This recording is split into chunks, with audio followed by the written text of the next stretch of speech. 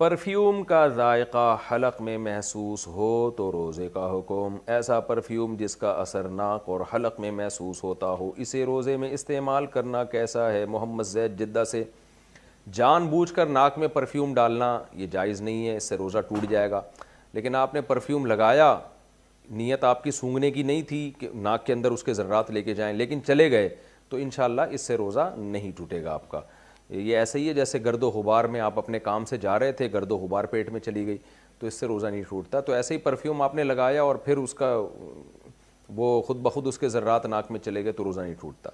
लेकिन आप बाकायदा नीयत करके परफ्यूम का स्प्रे करेंगे और उसको सूंघ के नाक में लेके जाएंगे, तो फिर रोज़ा टूट जाएगा। बेहतर यही है कि ऐसा, वैसे भी अल्कोहलिक परफ्यूम जो है ना, ये इनकी खुशबू से इंसान को सुकून नहीं मिलता, ये खूब समझ लें।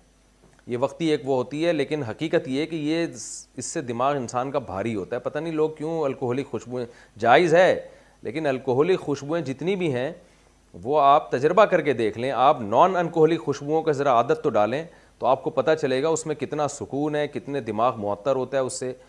कुदरती खुशबुएँ जितने भी हैं, गुलाब की खुशबू, चंबेली की खुशबू, ऊद की खुशबू, ये सब नॉन अल्कोहलिक हैं। तो अल्लाह ने जितनी खुशबू, रात की रानी देख लें, दिन का राजा देख लें, जो खुशबुएँ चल रही हैं अल्लाह की तरफ से, खुदा ने पैदा की हैं, ऑर्गेनिक खुशबुएँ हैं, इनमें कहीं भी अल्कोहल नहीं होती है। कितनी भीनी होती हैं, दिमाग कितना मुअत्तर हो जाता है इनसे। तो उसमें अंग्रेज़ ने अल्कोहल डाल के उसकी वो नेचर ही तब्दील कर दी है। तो मेरे सामने तो कोई अल्कोहलिक खुशबू लगा के बैठा हो, मेरा तो दिमाग ख़राब होना शुरू हो जाता है। मैं कहता हूँ पता नहीं लोगों को, खैर लोगों के अपने अपने ज़ौक़ होते हैं।